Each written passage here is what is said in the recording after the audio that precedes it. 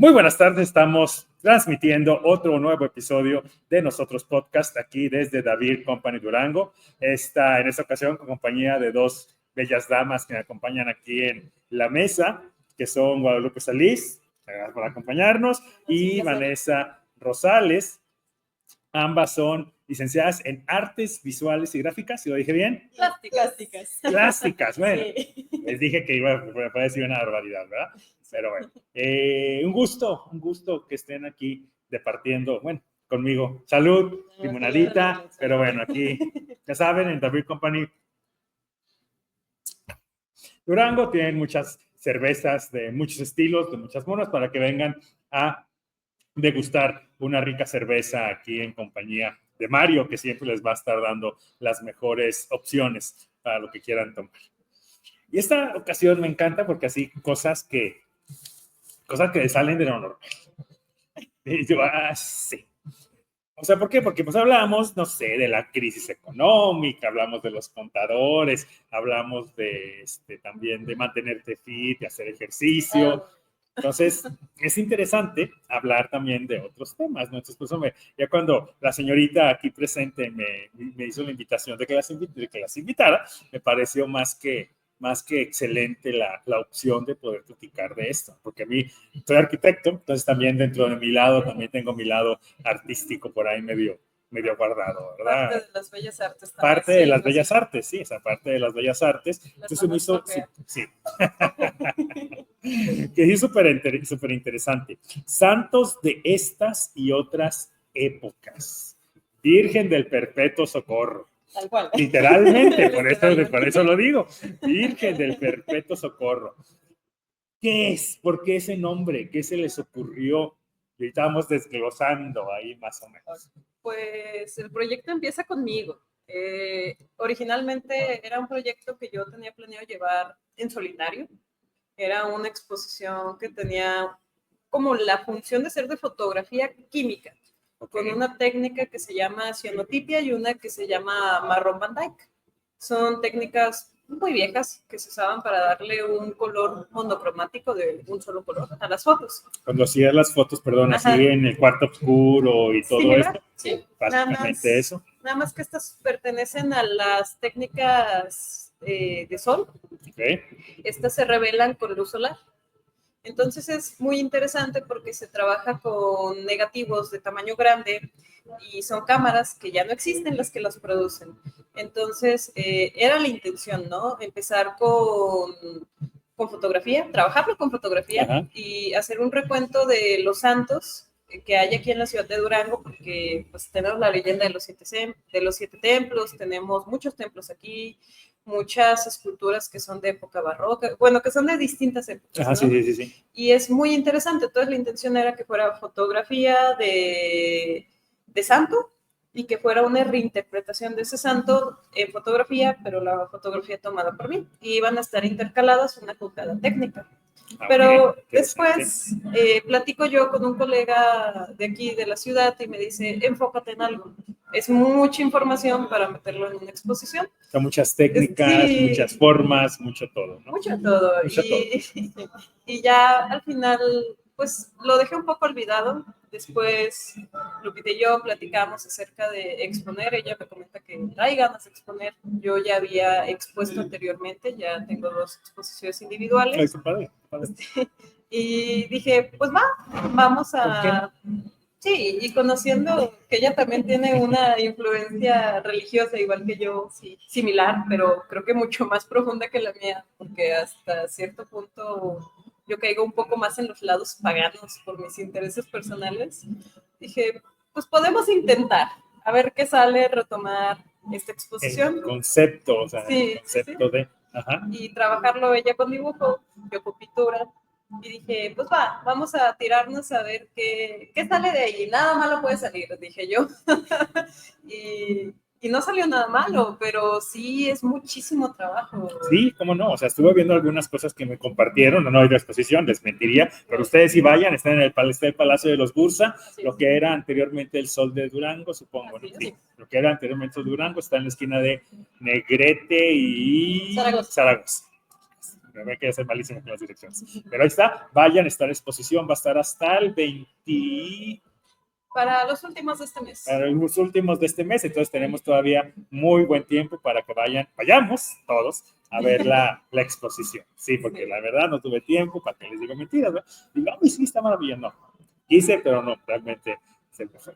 Oye, pero qué padre, entonces, ¿y por qué santos? Yo también tengo mi historia muy católica y perdida, y algunos que me conocen saben mi cercanía mi cercanía y mi lejanía ahora con la religión católica, entonces, ¿por qué santos? A mí me encanta el arte sacro, o sea, yo en mi casa tenía los arcángeles y todo así por todos lados y demás. Lo tendría, no lo tengo porque me corren, ¿verdad? Pero me gusta mucho, o sea, me gustan mucho las esculturas, me gustan las puertas, bueno, también mi lado arquitectónico, o sea, me gusta mucho lo que es toda la arquitectura sacra. Sí, claro. Sí, esa es muy bonita, independientemente ya quita la cuestión religiosa y bla, bla, bla. Sí, ya claro. Lo dejas como arte y es muy bonito, o sea, es muy, muy padre. Sí. Ya hablo mucho yo también.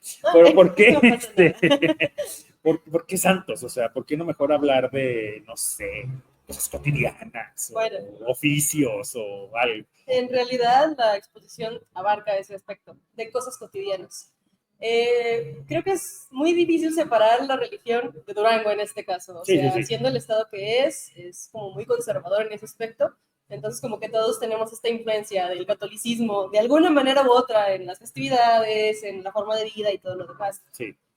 Pero cuando Vanessa me comenta sobre la exposición y que tuvimos que aterrizar bien el concepto, porque para poder exponer hay que aterrizar pues, el concepto, sí, claro. Llegamos a una conclusión bien interesante, y al menos de mi parte es algo que me gustó mucho. Teniendo la influencia que yo tengo, pues me llamó mucho la atención. Justamente nuestra exposición, más allá de santos como tal, habla de personas comunes. Está este tema de que cualquier persona podría ser santo. Sí, bueno, dentro del tema religioso hay ciertos detalles, ¿no? Para poder llegar a ser santo. Para poder llegar a ser santo, ¿verdad? Pero si lo vemos desde un punto de vista más artístico, pues sí, o sea, cualquier persona puede ser un santo. O sea, por nuestras acciones, porque somos buenas personas, por la manera en que nos comportamos. Por damos al prójimo. Claro, o sea, cómo tratamos a los demás. Y así. Todo eso. Entonces sí, o sea, de hecho la exposición refleja eso, personas comunes. Todos son conocidos nuestros, amigos, familiares, y gente que uno no esperaría ver como un santo a veces. Qué interesante, o sea, qué interesante el acercamiento de eso de que al final de cuentas, pues a lo mejor todos podríamos ser santos, ¿no? Sí. Tanto sí, tan sí como tan no. O sea, tan sí como tan no. ¿Y por qué decidir eso? O sea, ¿por qué decidir? Aquí, yo mis preguntas. Dos, tres preguntas. ¿Por qué decidir gente cercana a ustedes? La primera se me ocurriría. ¿Y por qué no irse mejor a los santos, así al santo, a la Virgen María y a la Virgen de Fátima y a la Virgen de... que a lo mejor una reinterpretación de eso, ¿no? A lo mejor esto sería más complicado quizás o más fácil porque ya existe, ¿no? Pues creo... No, para nada. Es que bueno, yo creo que es más complicado conseguir modelos aquí en Durango porque, o sea, si bien aquí hay una comunidad artística muy firme y muy establecida, de pronto en las pinturas casi siempre aparecen las mismas personas, muchas de las ocasiones. Entonces, es más fácil tú acercarte y preguntarle a un conocido, oye, ¿me posas para una foto? Y generalmente no te van a decir que no. Entonces, son modelos que están al alcance, a los que no se les tiene que pagar económicamente tan directo, porque nosotros no... Es que al modelo, ser modelo es una profesión, y del lado artístico también, que de alguna manera nosotros lucramos con su imagen y obtenemos un beneficio económico cuando se llegan a vender las obras. Entonces, pues a un conocido sí le puedes decir, no, pues tírame paro y después yo te tiro un paro o así, y es más fácil. Y muchos lo hacen de la buena gana porque a quien no le gusta un retrato. O sea, a la mayoría de la gente le encanta. Y además, qué padre, ¿no? Aunque a lo mejor la pintura o el retrato se lo va a comprar a alguien, ojalá que se los compre a alguien allá en la exposición y demás, pero yo ya tengo la foto que le tomé al cuadro que hizo Lupita, por ejemplo, ¿no? O sea, ya tengo la foto y pues ya, oye, mírate. O sea, yo salí en Sí, o sea, si una obra de arte, hasta me expusieron a mí en el museo.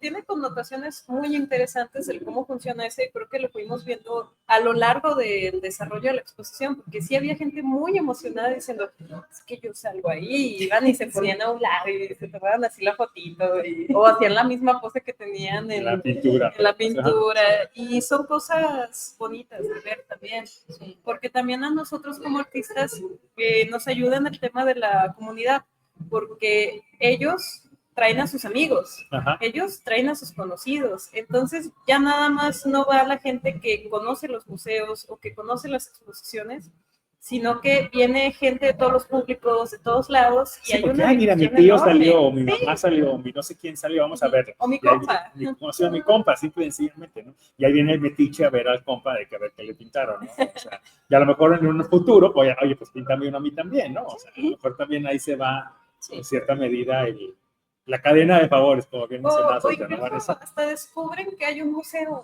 También. Es que hay gente que sé, no los conoce. Sí.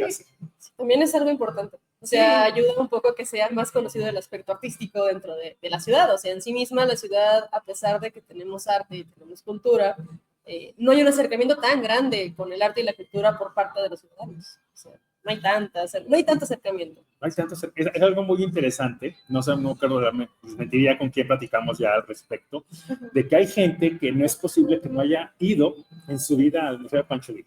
O sea, ya no digo a cosas más complicadas, por ejemplo, pero eso ya es como muy especializado de arte, ¿no? Sí. Pero es la historia de Durango, que está bonito y te pasean y hay vitrinitas, o sea, vamos, o al Museo Municipal. Sí. Tampoco me lo quedé del Palacio Municipal, tampoco. Entonces tienes un buen punto de que se me hace súper interesante, de que hay una comunidad artística muy grande en Durango, porque sí la hay, pero por otro lado también la gente nomás... Pues lo desconoce, es que es normal, si a ti no te presenta, yo digo que es como la nieve de sabores. Si, por ejemplo, a ti en la escuela te dicen que nada más hay nieve de fresa y de chocolate, y nunca te dicen que existe la de vainilla, la de limón, la de todos los sabores que hay en el mundo, es como si fueran las expresiones artísticas. Te dicen, puedes dibujar, puedes bailar, puedes cantar, y nada más sabe uno o uno piensa que puede generar dinero a través de la música o del baile o de pocas expresiones, pero el teatro, la danza profesional, la pintura, el dibujo, todo eso no se ven como tal como actividades redituables. Entonces, a uno nunca se le instruyen que existen museos especializados de arte en los estados. O sea, yo de niña ni lo hubiera imaginado. Incluso yo no me enteré que había museos donde se exhibían obras de arte hasta que yo estuve en la carrera de artes. Estudiando artes. Sí, yo no sabía que aquí había museos donde se exhibían pinturas y que las pinturas se cambiaban y que a veces había esculturas y a veces había grabado y a veces había muchas cosas, porque nadie te lo dice, entonces... O sea, que ya vas descubriendo y demás, ¿no? Como por ejemplo, ahorita me vino a la mente un ejemplo conmigo, bueno, ya sabía que existía, pero por ejemplo en Guadalupe, Zacatecas, que está el Museo de Arte Sacro, que es uno de los museos más bonitos de Latinoamérica. Y tú dices, en un municipio, sin ofender, pero chiquito ahí, pero yo, hermano, me dijo, ya está pegado a la ciudad, obviamente, ¿no? Pero un municipito, o sea, ¿cómo hay esos cuadros tototototes enormes? Te digo, me encanta el arte sacro, ¿verdad? Lo descubrí y fuimos especialmente a verlo, ¿no? Entonces me hace súper interesante esto de a lo mejor, no soy yo muy mal educar a la gente, pero sí en el sentido de enseñarles, como bien mencionas de los sabores, ¿no? Me encantó tu símil. No, es que es muy claro, o sea, muy claro, muy claro, tu símil de decirles, oye, compa, hay algo más, hay más que ver fútbol, hay más que la feria, hay más que, no sé, que conciertos que vienen, o sea, hay más, ¿no? O sea, se me hace súper chido esto.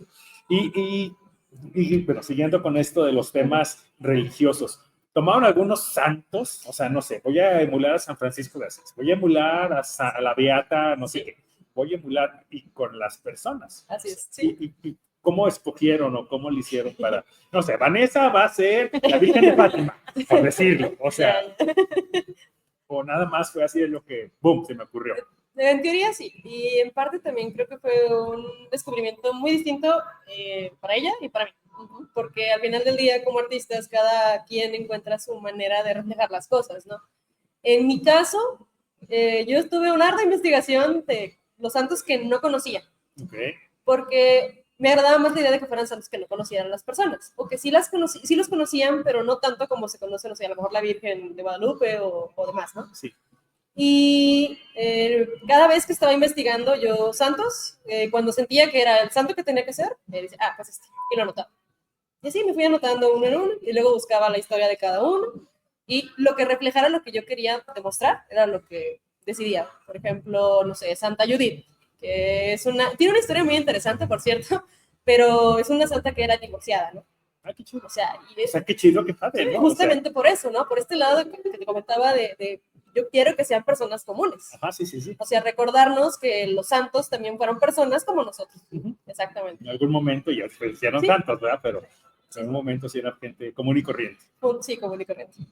Entonces, qué padre. Entonces fue así tu forma de ir hilvanando quizás los santos. Y tú te pareces, y tú te me ocurres a y tú te me ocurres a Ella investigó más que yo. O sea, honestamente, ella investigó más que yo. O sea, siendo muy sincera.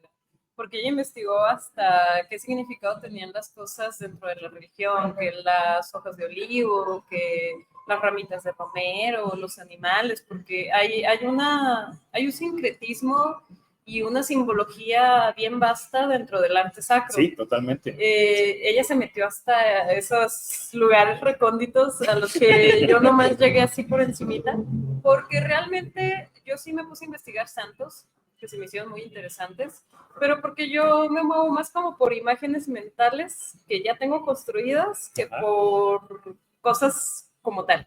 Entonces, en algunos sí me concentré en palabras y con otros me concentré en santos. Entonces hice también a santos que no son tan conocidos y otros que sí. Creo que los más conocidos de mi selección es San Agustín, es el más conocido y más bien lo elegí porque aquí en Durango tenemos la iglesia de San Agustín. Sí. Más que nada por eso. Y elegí la gran mayoría santos y como 3 o 5 cuadros o obras son dedicadas a palabras y conceptos. Trabajé con el concepto de virgen, que a mí me parece un concepto bien interesante y bien enredado también. Muy enredado. Sí, cómo no. Yo sí, cómo no. Y trabajé con los conceptos de plegaria, trabajé así con algunos, retablo también, con el de retablo. Y así trabajé con unos cuantos conceptos que fueron los que se me hicieron interesantes dentro de la religión, porque escuchamos las palabras. Yo creo que la relación con la religión es un poco fuerte para algunas personas porque a veces se manifiesta de manera un poco que condena un poco lo que uno hace. Sí.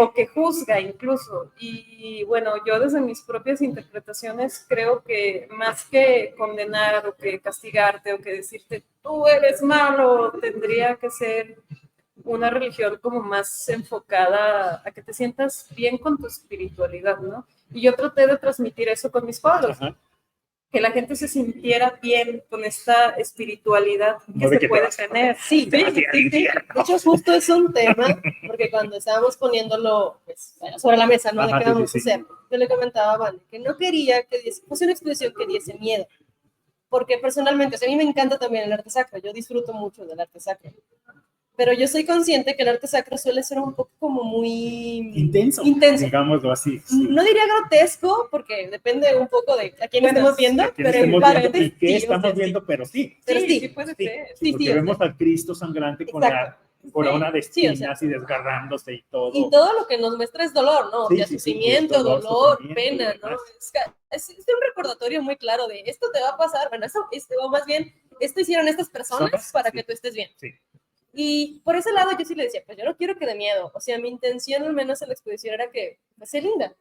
Que sea linda y además sea cercana. Sí, o sea, que sea cercana a las personas, que justamente encontremos como este espacio con la espiritualidad, a pesar de que no sea religioso, o sea, porque independientemente de ser religioso, existe la espiritualidad. Ajá, sí, totalmente. O sea, es muy aparte una cosa de la otra. Y pues más que nada eso, o sea, encontrar este acercamiento, llamarle la atención a las personas, que viesen algo lindo. Ahora sí que algo bonito, porque también el tema del arte en Durango es un poquito complicado por ese tema, porque suele ser muy depresivo o suele ser muy triste, por lo regular. sí, ahorita me salta, perdón, Marita, pero ya ves, me salta algo, como por ejemplo, aquí nuestro público, no puede dejar mentir, pero hay muchas películas muy deprimentes del llamado nuevo cine mexicano, como El Callejón de los Milagros. Es una maravilla técnica y la mamá de Tarzán en bicicleta, si quieres, pero es deprimente. Sí. O sea, y tu mamá también, es deprimente. O sea, son películas muy deprimentes, que sí, que reflejan la realidad de nuestro país, bla, bla, bla, bla.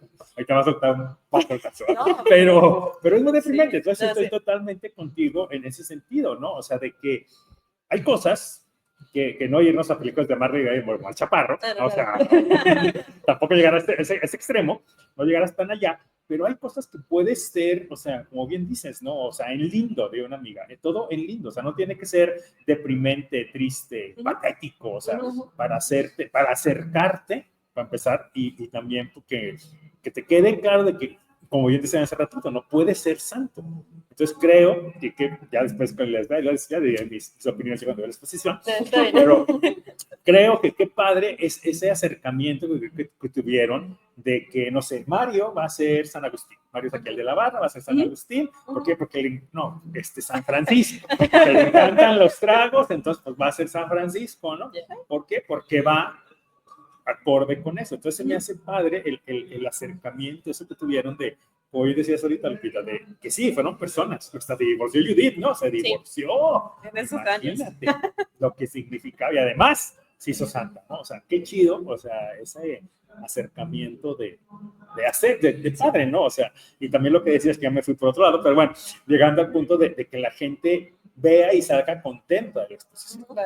No salga deprimente, así de que viste la exposición de la tortura de la Santa Inquisición. Sí. Es muy chida esa exposición. Sí, pero sí sentirte de pero que sabes todo así lleno de cosas, ¿no? O sea, entonces, qué padre que hicieron ese acercamiento así de común. Más amigable. Más amigable, ¿no? Común y no tan complicado. A lo mucho salieron mareados de la sala. También, a lo mucho. Como mucho, eso sería lo máximo. ¿Por qué mareados? Es que toda la exposición tuvo tuvo ambientación sonora y aromática.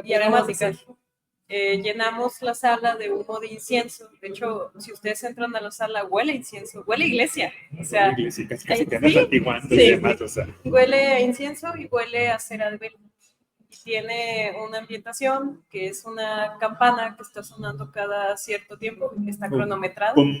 Sí, como en las misas. En realidad son 3 campanas. O sea, como llamando a misa. Sí, y también más como tirándole al tema del momento de la Eucaristía. O sea, cuando suenan las campanas, tira un poquito más. Más tirándola a ese, así que ya vas a entrar a misa y ya te vas a hincar casi. Sí. Y va a ser la transmutación o transmutación, una palabra así bien rara. Estudié. Parece que no, la risa de nuestro público conocedor.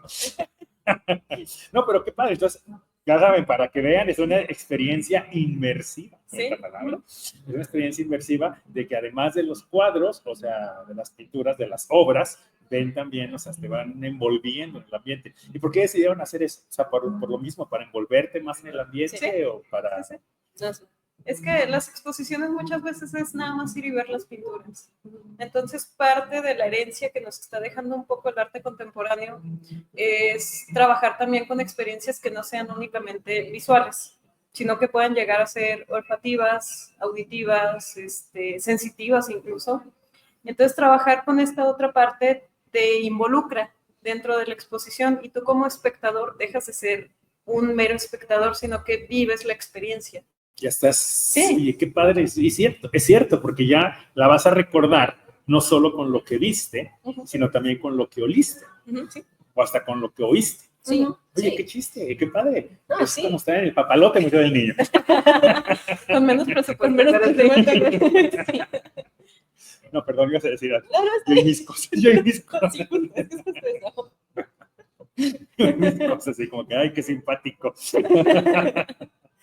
No, pero qué chido. Entonces decidieron hacer esta forma de hacerla más inmersiva y demás. Entonces, ¿qué? Otro punto más, como les digo, para ir a conocer la exposición de santos de estas y otras épocas. Y ahora vámonos con el nombre. Ya me dijeron que el nombre santos, ¿por qué de las otras y de estas? O sea, pero ¿por qué ese nombre? ¿Por qué no mejor vive la santidad? O no sé.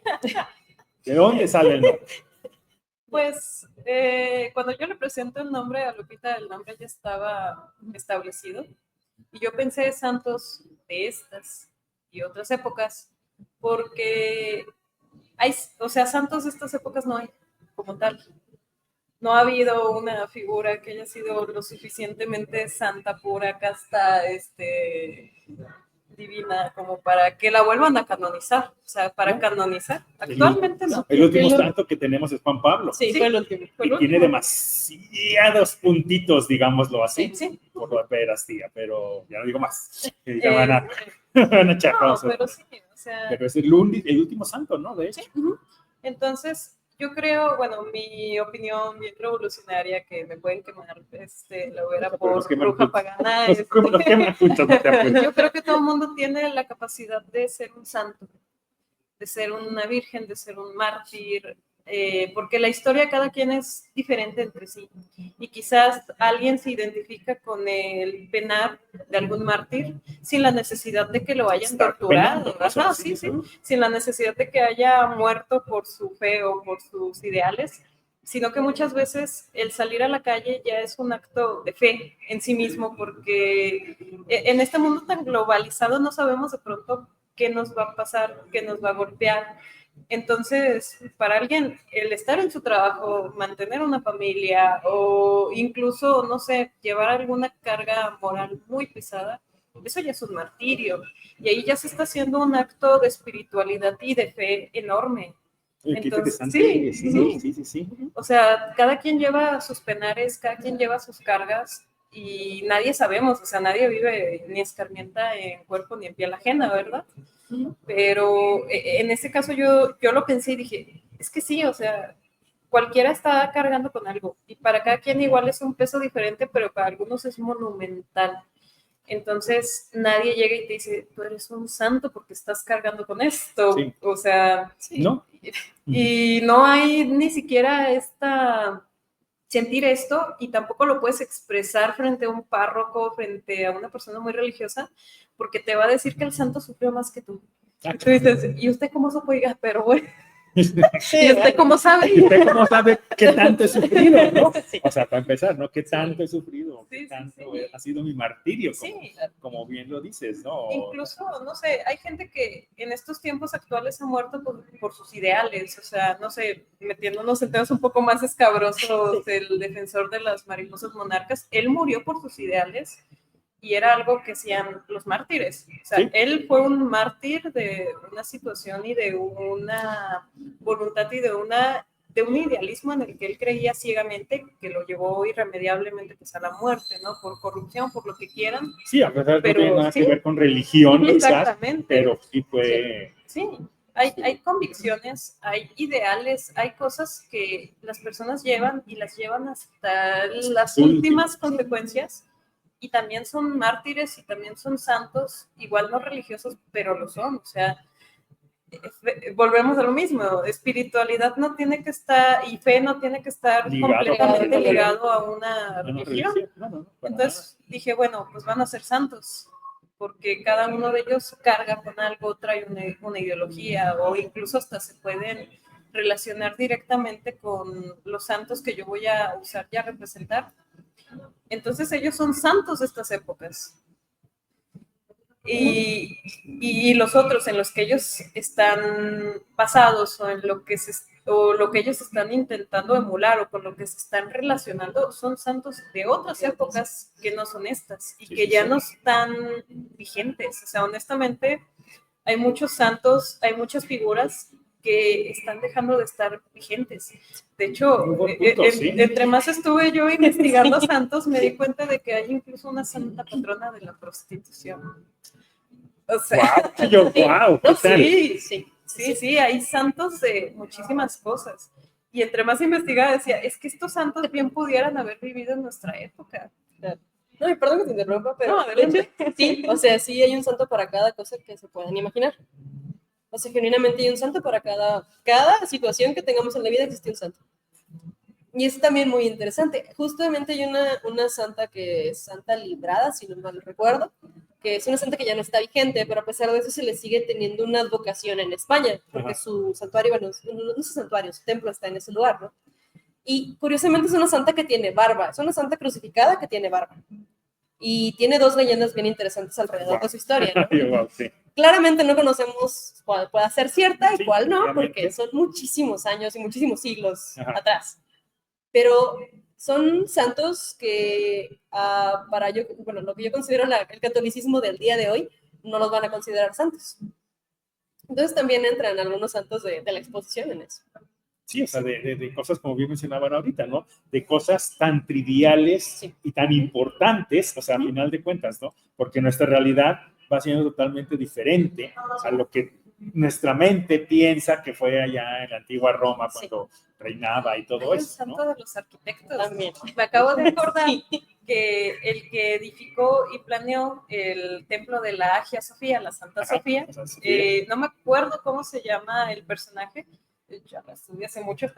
yo este tema me lo memoricé de pe a pa, porque es una obra arquitectónica increíble. Búsquenlo, Santa Sofía en Estambul. Sí, ahorita es una mezquita, pero inició siendo un templo cristiano. Sí, y tiene la curiosidad, por si quieren que les dé más curiosidad, del primer cemento o prototipo de cemento antisismo. Exactamente. Porque Estambul es una zona muy sísmica. Muy sísmica, sí. Y ha sobrevivido a 4 grandes terremotos de más de lo que nosotros calcularíamos que sería el 8 en la escala de terremotos. Pero bueno, entonces hay un santo de la arquitectura y fue precisamente el arquitecto que edificó Hagia Sofía, Santa Sofía, que se le canoniza porque hizo un templo, uno de los templos más grandes que hubo en la antigua Roma. Bueno, en la Roma oriental. El Imperio Romano. Sí, en el Imperio Romano o Imperio Bizantino. Entonces, se le reconoce por haber hecho esta obra, porque él murió en trabajos en planeación y en construcción. Y su hijo fue el que continúa el trabajo y termina el templo. Pero él es el santo de los arquitectos. Lo voy a buscar y ya los pongo en los comentarios hecho, para que vean. El santo de los arquitectos, el de los maestros, el de los médicos. Hay un santo de los estudiantes que está bien interesante, porque era un santo, no recuerdo ahorita el nombre, pero él no era buen estudiante. O sea, es el santo de los estudiantes, pero no era buen estudiante. O sea, no era buen estudiante.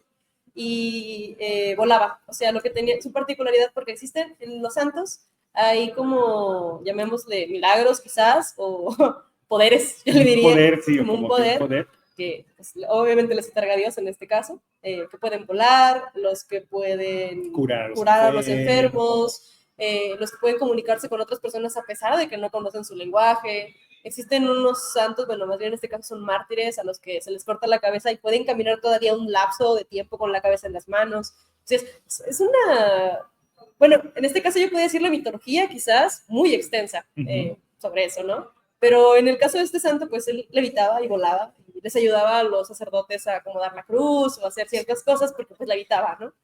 Pero no era buen estudiante. Lo que tenía es que tenía muy buena suerte. O sea, cuando le tenían que preguntar por algo, él respondía. Y lo que sabía. Justamente le preguntaban lo que él sabía, era lo único que se había aprendido, es lo que le preguntaban. Entonces tenía esa suerte. Y cuando yo me entero de eso, digo, bueno, un santo al que cualquier estudiante podría sí, pues todo el mundo cuando estudiamos, pues, obviamente. No me sé nada, pero si tengo suerte, ahí está. Oye, sí, sale lo que me sé. Imagínate que pregunten nada más la hoja que leí, pregúntenme de eso, ¿no? Oye, pero qué interesante, y también qué padre que se pusieron a investigar tanto de los santos, ¿no? O sea, que como bien dices, se ha ido perdiendo muchísimo. Bueno, todo el catolicismo, por empezar, ¿verdad? Sí. Pero ya, además del catolicismo, toda la cuestión de los santos. Nuestras abuelitas, yo soy una abuelita, ustedes están mucho más jóvenes que yo, pero, o sea, nuestra generación más arriba, nuestras abuelitas todavía sí le estaban a varios santos. Nuestras mamás, bueno, digámoslo en ese sentido, así nuestras mamás, nuestros papás, va siendo menos, mi generación menos, y ya los que vienen ustedes y los que van más abajo, menos. ¿Quién sabe? Bueno, es lo que se, es la tendencia, la tendencia a. Sí, porque hay muchas familias, vean los domingos cuando van a la iglesia, hay puros viejitos. Sí. y una que otra señora con sus nietos y lo que sea, que los niños ahí con cara de ya, por favor, ya, así que llévame Diosito, Sí. pero se va perdiendo esto, ¿no? Entonces, creo que lo que mencionabas ahorita, Vanessa, de los santos, el San Agustín, San Francisco, el que ponen de cabeza San Antonio, Sí. o sea, son muy Pascual poquitos, Bailán. ¿sí? O sea, ya son muy poquitos santos que están como que en el imaginario colectivo, me imagino. Y eso en una pequeña porción del imaginario colectivo. Sí, ya, y eso además en una pequeña porción del imaginario colectivo, ¿no? Entonces a lo mejor hasta eso va a servir como que, oye, lo que hiciste tú, ¿no? ¿Y ese qué? Sí.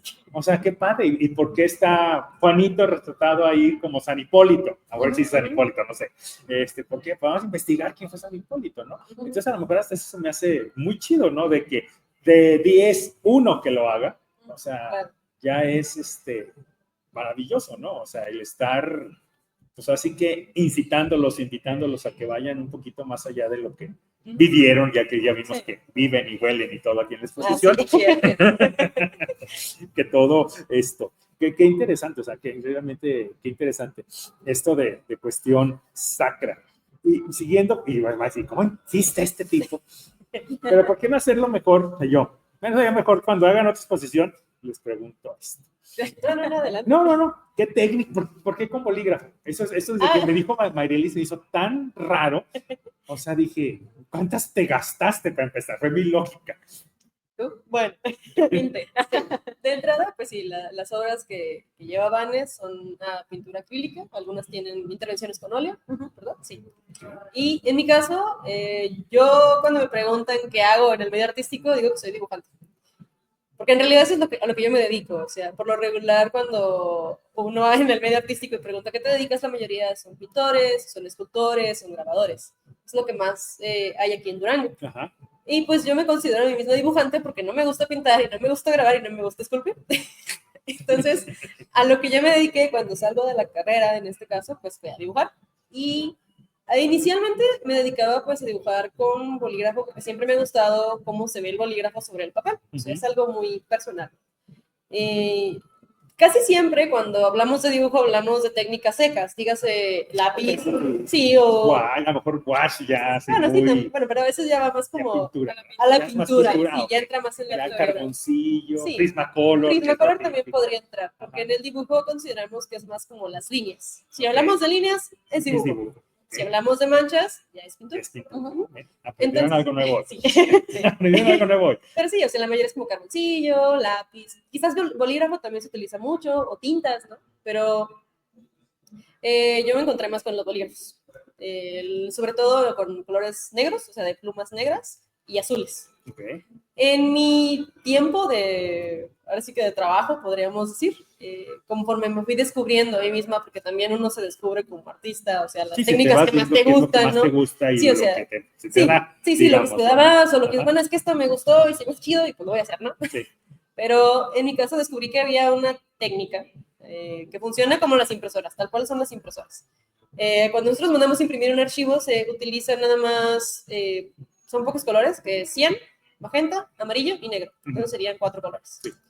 Con esos 4 colores podemos hacer cualquier color al momento de imprimir. Si ustedes se fijan, cuando imprimen, pues, no sé, a lo mejor es un rojo muy intenso y aún así se ve rojo. Sí. Pero en realidad es una combinación de magenta y amarillo, ¿no? Y quizás un poco de negro, ¿no?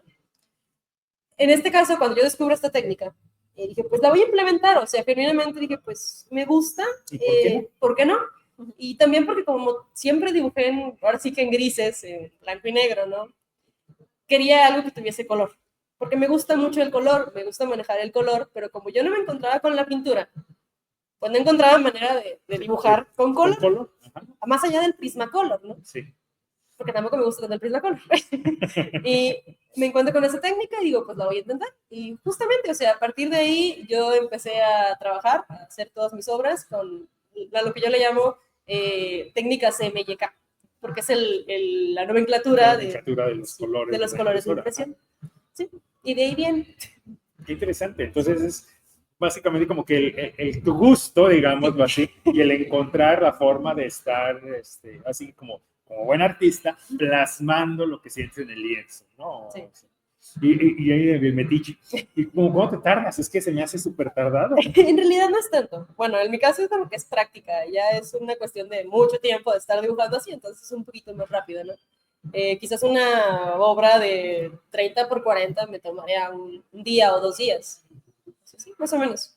Ya si me pongo de lleno, claro. Sí. Si se sí, mete uno de lleno, sí. Obviamente, sí, vamos, en cuanto a horas, digámoslo así, ¿no? Sí. Digamos unos 48 horas. Sí, más o menos. Y si hablamos de cuántos bolígrafos, porque me llamó la atención eso. ¿Cuántos bolígrafos se gastan? bolígrafos se gastan? En realidad no se gastan tantos bolígrafos. O sea, la verdad es que no se gastan tantos bolígrafos. Alguna vez hice una obra de 1 metro por... No es cierto, no es 1 metro. 90 por 60. Sí, son 90 por 60, o sea, el marco. Me tomó una semana y me gasté aproximadamente como unos 10 bolígrafos, como mucho. ¿Y en la expo cuántos fueron? En la exposición no los conté. No, la verdad es que no los conté porque, o sea, me estaba más dedicada a la exposición que a estar contando los bolígrafos, obviamente. Pero quizás algunos 3 magentas, porque creo que es el que cambié. Y estuve utilizando varios de color cian también, como unos 2 o 3. Amarillos casi no se utilizan. O sea, depende, bueno, sí depende un poco del color que esté dando, color, ¿no? Sí, el color que quieres dar. Y los negros también casi no se utilizaron. O sea, realmente no fueron tantos bolígrafos. Yo tanteo unos 15 o 20, más o menos. Oye, qué padre, ¿no? Es que vamos, uno en su desconocimiento, yo pienso, no, pues se gasta unas 5 bolígrafos en cada obra, No, o sea, porque pues está así uno que está jugando así, que se pone a dibujar eso en la libreta. ¿Cuánto gastas? Ya sé que yo te digo muchas... No, está bien. Y es que tiene algo que ver con cómo estoy dibujando. O sea, sí tiene un poco que ver qué tanto se gasta un bolígrafo. Si yo me centro, por ejemplo, a dibujar con un bolígrafo y hago un trazo muy duro, se va a ir mucha tinta en ese trazo muy duro. Mi técnica es muy suave, o sea, yo tiendo a trabajar como de manera muy suavecita. Entonces, lo que genera el color, en mi caso, es el entremezclado de los colores. Okay. O sea, supongamos, pongo primero una capa de color amarillo y luego arriba una capa de magenta y arriba una capa de cian. Entonces, entre esos 3 colores muy suavecitos, ya se originó una capa de color muy oscura. Sí. Y pues por eso gasto menos bolígrafos. Gastas menos bolígrafos y ya vas haciendo los diferentes colores para dar el tono que quieres. Sí. Qué padre. Otra cosa más para que vayan a ver la exposición. ¿Y tú utilizas nada más acrílico y óleo? Y óleo. Sí. Acrílico y óleo. Me vi muy simplón en términos no, pero es difícil. de cosas y de reinventarme. No, pues que yo intenté en algún momento de mi vida, pues, algunos lo saben, pintar al óleo. Y bueno, yo no tengo imaginación ni mucho menos, entonces emulaba cuadros de Picasso o de Monet, de los con puntillismo. Se me hace más fácil, ¿no? Que estar haciendo así. Y Picasso es puras cosas así, según yo, raras. O sea, ya ven lo que dijo, ¿no? Que tardó toda su vida en saber aprender a pintar como niño. Según yo era muy fácil, pero pues no, nada que ver, ¿no? Entonces dije, la pintura no es para mí. Pero eso sirvió porque pues mi mamá agarró todo lo que me había comprado y ya mi mamá se dedicó a pintar. A pintar y tenemos toda la casa así tapizada de cuadros, algunos ya lo sabrán. Y cosas de mi mamá, que pintaba muchos, cuando pintas vasijas y bodegones. Sí. Pintaba mucho de eso y de su imaginación. O sea, sí, muchas frutas y cosas. Entonces, indistintamente, y salió padre, ¿no? O sea, el niño, porque tendría, no sé, 15, 16 años, nomás no, pero pues mi mamá sí pinto. Yo en mis cosas hablo mucho. Dice Marely. Está bien, yo creo, bueno, yo soy de la idea de que no necesitas, o sea, nadie empieza a pintar sabiendo, inicialmente. Sí, y nadie sabe hacer nada. O sea. Bueno, hay cosas que hay gente que sí tiene mucha intuición. Por ejemplo, creo que lo más intuitivo que hay dentro de las técnicas artísticas es el dibujo y la escultura. Son muy intuitivas. Y más si se empieza con blancos y negros, porque entrar al color es una onda completamente distinta. Sí. Pero, bueno, si te preguntas cuánto gasté yo de material. Yo me imagino que fue mucho más. No.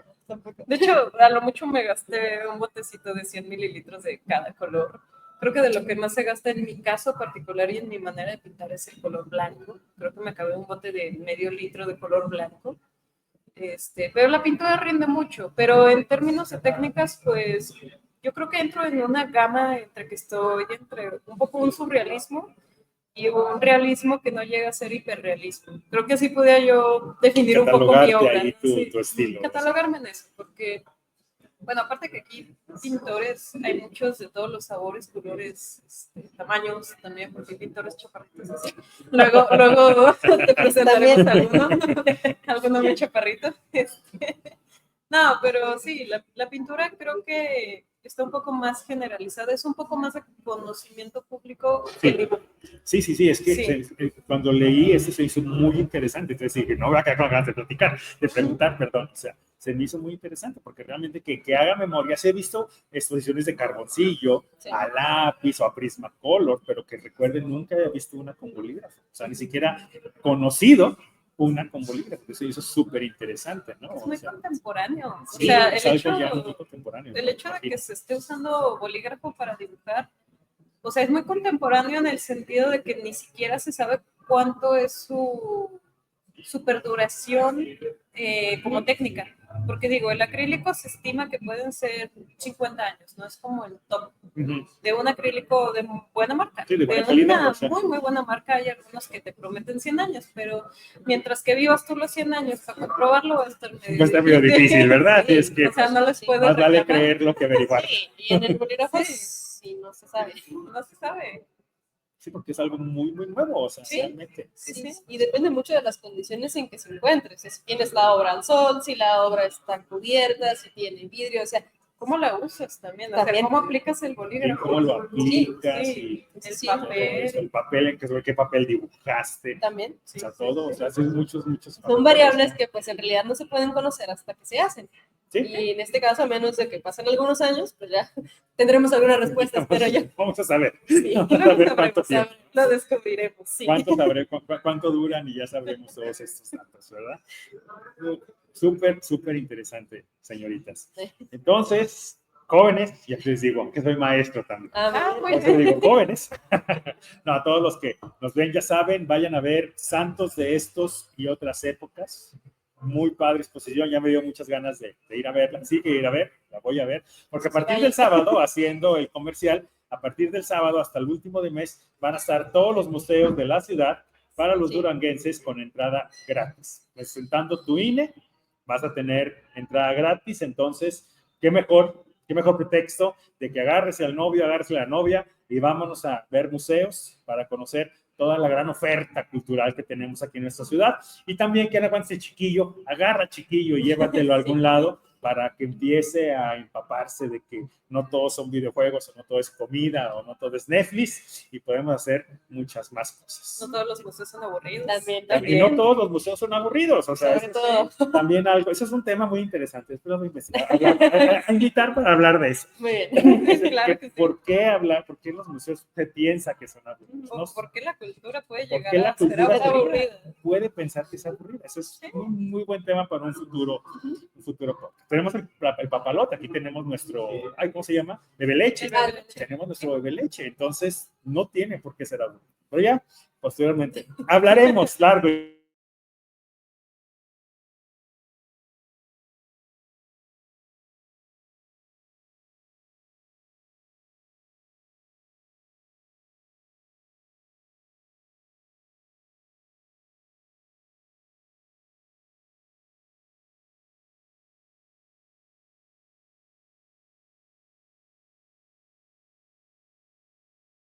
Sábado en otro episodio de nosotros podcast. Están muy felices.